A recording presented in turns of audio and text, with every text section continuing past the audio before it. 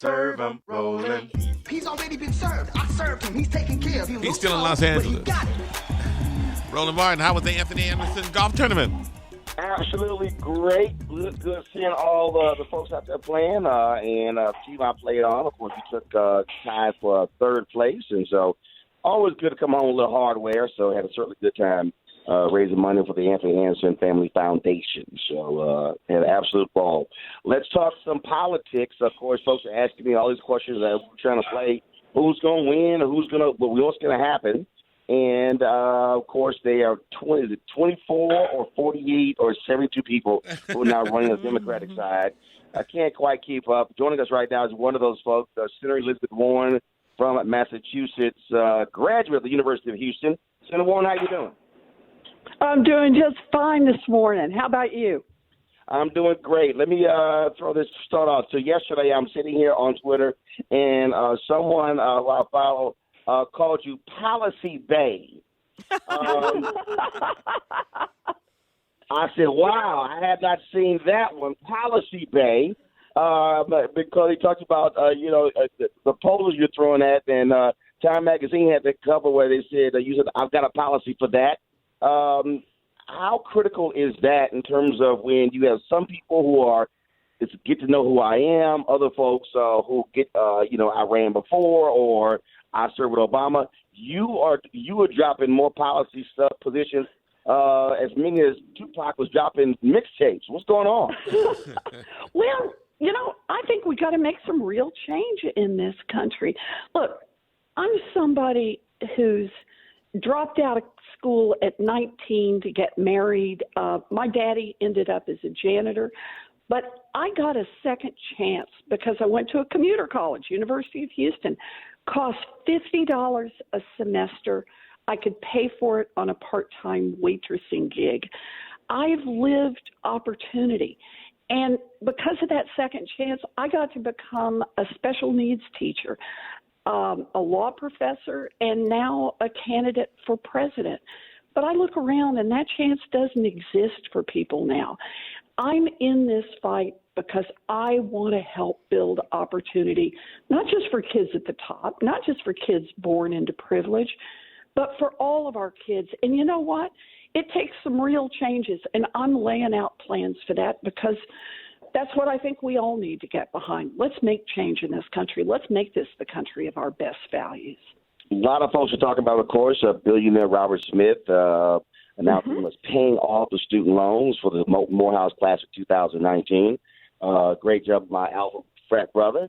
But you have a proposal that talks about wiping out the student loan debt. Look, we bailed out massive banks. I think about the S&L industry in terms of the amount spent there. You've got Trump who created this tariff drama. And here we've already dropped $12 billion for farmers. He's talking about even more money. It's amazing to me you can't convince other folks in the nation's capital that it makes sense because the massive student loan debt house dragging down so many young folks. Boy, you have that exactly right. It's dragging down young folks. And not only that, it's holding back our whole economy.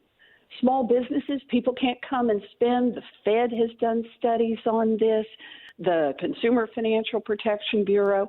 So I got a plan to cancel student debt for 42 million Americans.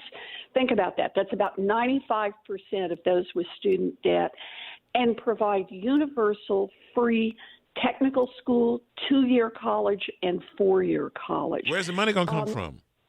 So the money, you're going to love this part. The money is going to come from 2 cents. This is all it's going to take, 2 cents from the top 0.1% of the great fortunes in this country.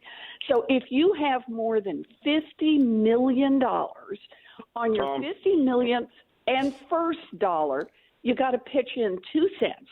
And 2 cents on every dollar above that.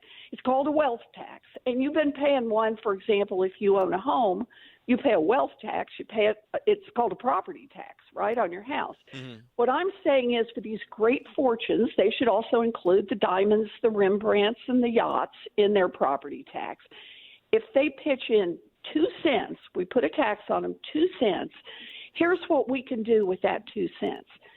We can provide universal child care for every baby age 0 to 5, universal pre-K for every 3-year-old and 4-year-old in the country, raise the wages of every child care worker and preschool teacher to the professional level they deserve, provide universal technical school, 2-year college and 4-year college for every one of our kids, cancel student loan debt for 95% of those who have student loan debt, and put $50 billion minimum into our historically black colleges and universities so that we're equalizing opportunity for them and still have money left over. If it's that easy, why haven't we done this already?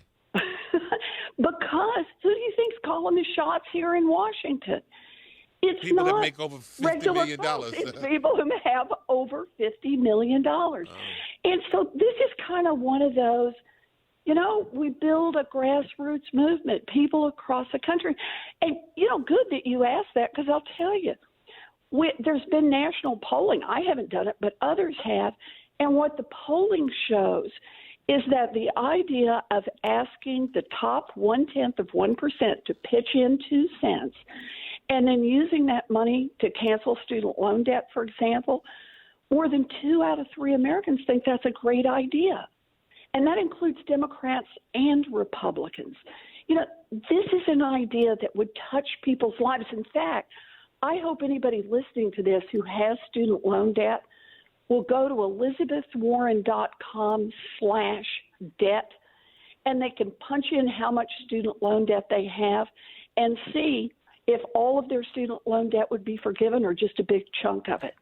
Senator Elizabeth Warren, you also have, if I'm not mistaken, a part of your plan is tuition-free education at some of these private historically black colleges and universities. Is that a part of the $50 billion plan? Yes, ma'am, it is. That's exactly right. So what happens here on the historically black colleges and universities is 2 things. First, as you know, more than a century ago in this country, the federal government, the state governments really invested in public colleges and universities. But then basically they turned around and a lot of them and said, but black students can't come. Or we'll make it really hard for black students to come. So black churches, the black community, out of their own charity, built these historically black colleges and universities. But they never had the kind of endowment. They never had the kind of public support they needed. So they've always been stretched thin for money. So I say in my proposal, fair is fair.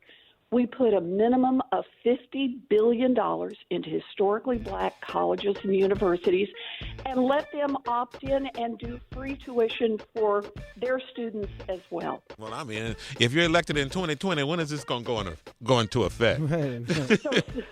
So the whole idea is lay these plans out now. So come January 2021, we are ready to make real change in this country. But it not only takes you to be the president of the United States, but it also takes folks in the House and the Senate to support you, which is an important issue as well. That's Top 1% right. always But, adding 2% that's and everything. why you talk about it now. Why not here? All right. Senator Elizabeth Warren, we appreciate it. Thank you so very much. Thank you. Tax the luck people to that you. make over $50 million. All right. Just Hey, 2 they added 2 cents. cents and everything else. Why not Just now? 2 cents. Just 2 cents. Dang. Me and you, Sybil, we out of this one. Why don't you make it even 5 cents? If you could do all that. Oh, now you're being ridiculous. 27 past the hour and Huggy next.